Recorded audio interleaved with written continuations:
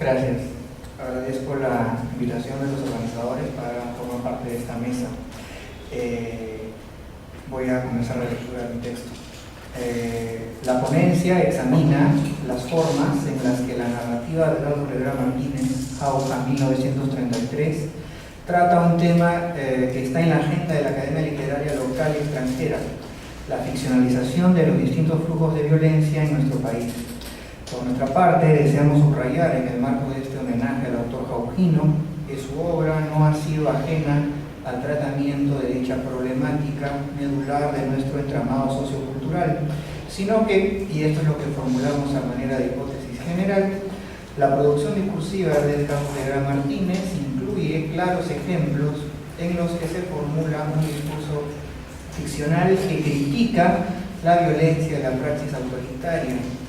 Por nuestra parte, indagaremos este tema a partir de la lectura crítica de dos de sus cuentos: Mi amigo Odysseus, de 2006, relato en el que se cuestiona el autoritarismo desplegado durante la dictadura de Ernesto Morales Bermúdez, e Ileana Espíritu, publicado en 2008, el texto en el que se ficcionalizan ciertos aspectos del periodo más terrible de nuestra historia republicana, el conflicto armado interno de 1980 al 2000. Primera capítulo: Memoria de la resistencia, la liberación de la imaginación literaria como respuesta al abuso del poder dictatorial, en el cuento Mi amigo Odysseus, de Eduardo Rivera Martínez. El cuento está ambientado en Lima, principalmente en la zona de Barranco y Chorrillos, y cronológicamente abarca algunas semanas de la segunda mitad de la década del 70. Planteado en esencia como un relato de aprendizaje, el eje de la historia es la relación de amistad que establecen Tobías y Odysseus de Laurin. El primero, Tobías, es hijo de padres ayacuchanos, pero huérfano de madre. Además, es un solitario adolescente que cursa el último año secundaria, quien en su tiempo libre se dedica al cultivo de la música. El segundo, Odysseus, se presenta como un periodista independiente de origen griego, quien ha alquilado una habitación muy cerca de la casa de Tobías por algunas semanas.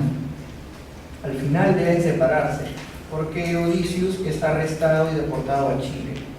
Al respecto, planteo que, a partir del vínculo entre ambos personajes, a la par que se sugiere una propuesta de integración intercultural occidental andina, se formula una crítica de la praxis autoritaria a partir del aprendizaje del mundo literario por parte de Tobías.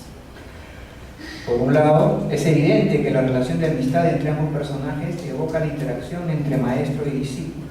Así, Odysseus contribuye a que Tobías se introduzca más en el mundo de la literatura occidental por medio de las conversaciones que entablan y porque aquel comienza a prestarle libros, principalmente de literatura griega. Por ejemplo, lee poemas de Cavafis. Es esta intensa práctica de diálogo literario, de conversación sobre literatura y de lectura de textos literarios, lo que paulatinamente irá despertando la vocación literaria de Tobías. No obstante, en el relato, dicha relación que podemos asumir como asimétrica no se enfatiza de este modo, sino que más bien se relativiza en cierto modo. Ello ocurre cuando Tobías, en un par de ocasiones, interpreta algunas melodías andinas y costeñas para mostrarle a Odysseus parte de nuestro acervo cultural. De esta forma se textualiza un intercambio entre los saberes que comparten los protagonistas, la música andina y la literatura occidental.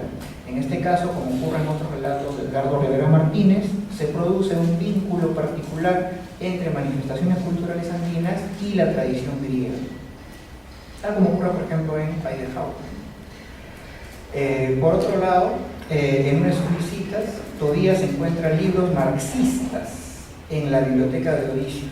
En ese momento el adolescente se preocupa, ya que conoce cuál es el discurso dominante respecto de las personas afines a ideas marxistas, comunistas, como señala en el cuento.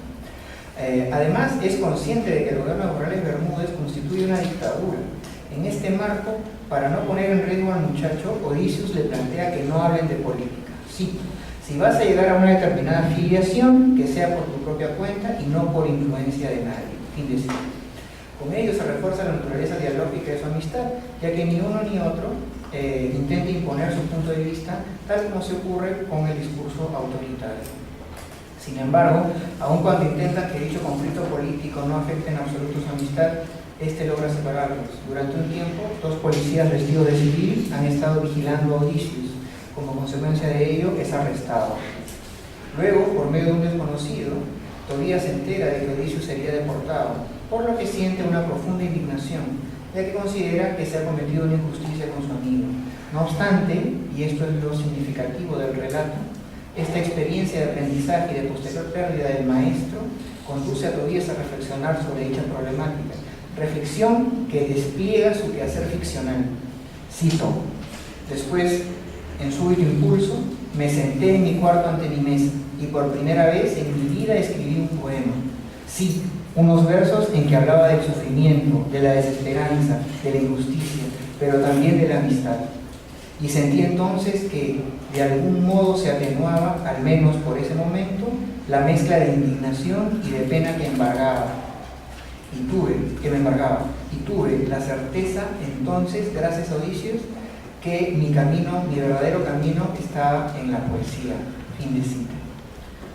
De esta manera se propone que el descubrimiento de la vocación literaria, tópico que recorre la obra de Blanco Rivera Martínez, constituye una vía no solo de liberación de la imaginación, sino también un espacio desde el cual se puede asumir una posición crítica frente al carácter monológico y represor de la política dictatorial. En conclusión, en el relato Mi amigo Odysseus se posiciona el discurso literario como una fuente válida para discutir dichos temas claves del debate nacional. Además, los discursos de la memoria y de la literatura se entretejen para cuestionar no solo el abuso de poder durante el gobierno de Morales Bermúdez, sino en general en todo contexto dominado por el autoritarismo. A partir de ello, nos interpela a nosotros como lectores a asumir la misma postura crítica frente a contextos análogos. Segundo capítulo: resistencia de la memoria, reinscripciones de lo mítico en el plano histórico en el cuento Ileana Espíritu de Delgado Rivera Martínez.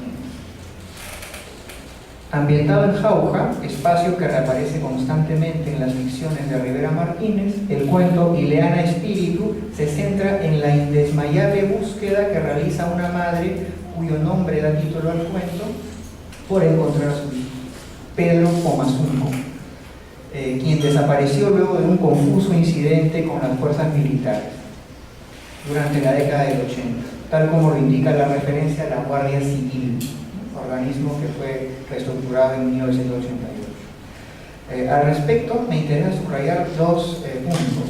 A, que las estrategias narrativas empleadas en el relato suponen una crítica a la forma en la que el Estado enfrentó dicha problemática social, y B, que la memoria que se proyecta sobre el conflicto armado interno se articula con la evocación de la memoria cultural antigua. A continuación examinaremos estos 2 puntos. El cuestionamiento a la política estatal respecto del conflicto armado interno se hace patente en uno de los testimonios que recopila Ileana Espíritu a fin de conseguir noticias sobre su hijo desaparecido. Ella va ascendiendo hacia la mina en la que trabajaba su hijo y va recolectando información sobre su paradero. Cito: uno de los informantes le dice, cito: Pedro trató de cruzar el puente al atardecer, pero como vio que se hallaba bajo el control de los milicos, asustado, optó, así como se encontraba, por lanzarse al río para pasar a la otra ribera. En la confusión, Ardiles no pudo darse cuenta si el fugitivo logró hacerlo y pudo salir aguas abajo, o si lo arrastró la corriente. Fin de cita. Esta premisa narrativa no solo intenta llamar la atención sobre el carácter caótico de la espiral de violencia que azotó el país aquellos años, sino que también cuestiona la ausencia de una política consistente que pueda hacer frente a dicha compleja problemática. De ahí que se resalte lo confuso e incluso absurdo de dicha situación. En ese sentido, el cuento de Rivera Martínez nos interpela a reflexionar sobre los factores que han provocado situaciones de violencia como la narrada en el texto, en particular sobre la forma en la que la comunidad andina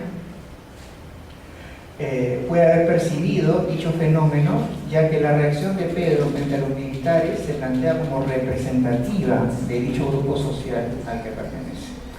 Si descartamos la posibilidad de que Pedro Pomazunco, el hijo de Ileana Espíritu, sea subversivo, ya que no hay elementos que apunten hacia esa dirección en el cuento, su desesperación por huir ante la presencia de las Fuerzas Armadas actualiza el temor de la población civil ante el conocido abuso de poder de las Fuerzas Armadas, lo que potencia, en este caso, la imagen de una sociedad andina atrapada entre dos fuegos. Sin embargo, más allá de cualquier opinión al respecto de la ficcionalización de esta imagen,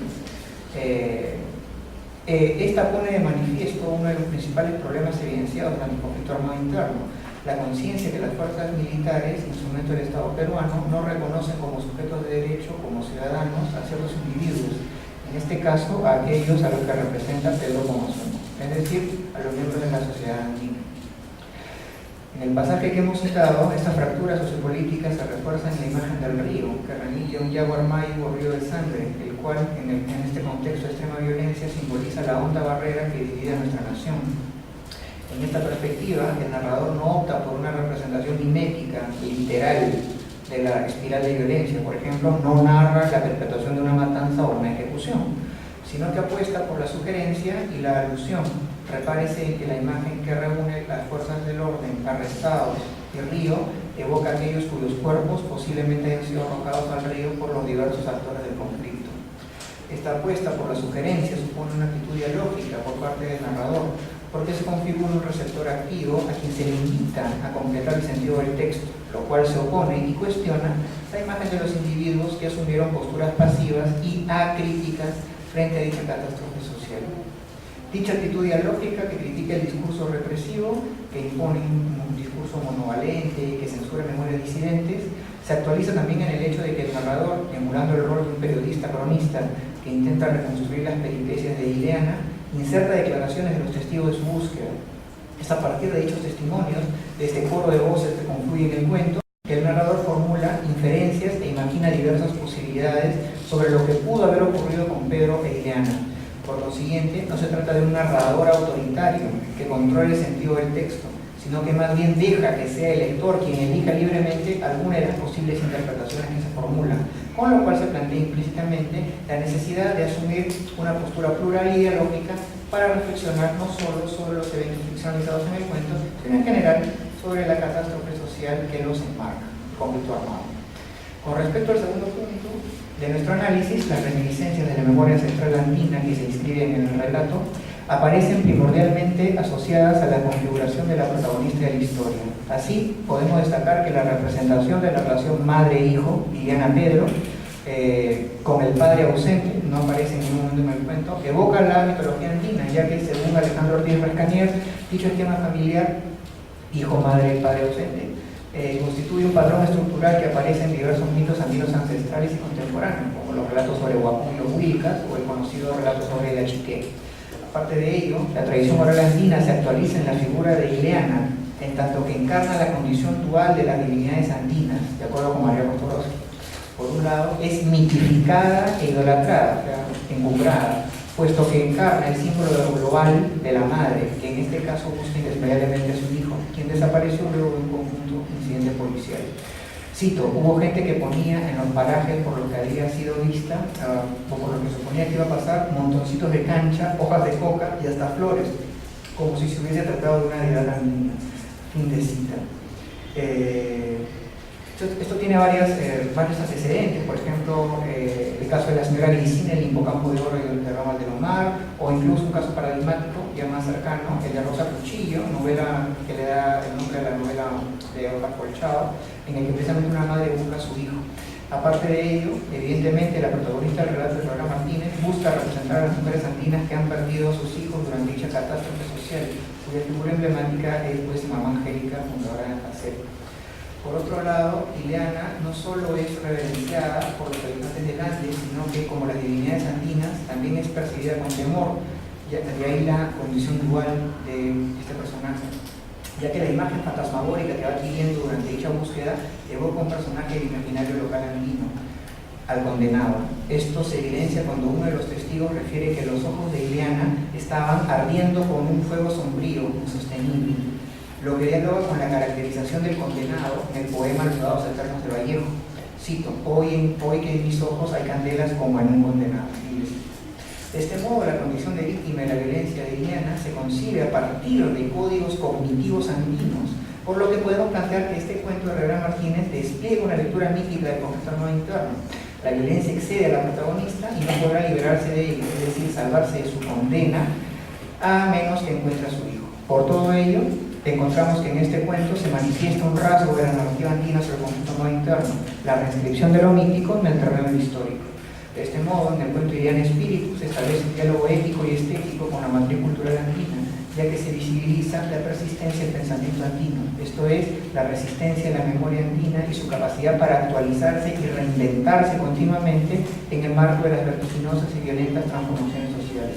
Así, en el amplio espectro de las diversas ficciones sobre el enfrentamiento armado interno, la actualización subtextual de esta otra voz memoria en el cuento de Rivera Martínez sugiere que existen otros modos de comprensión de dicha catástrofe social, otras voces a las que también hay que escuchar y prestar atención, a fin de superar el monologismo epistémico-político del discurso dominante y poder construir un nuevo relato plural e integrador. Gracias.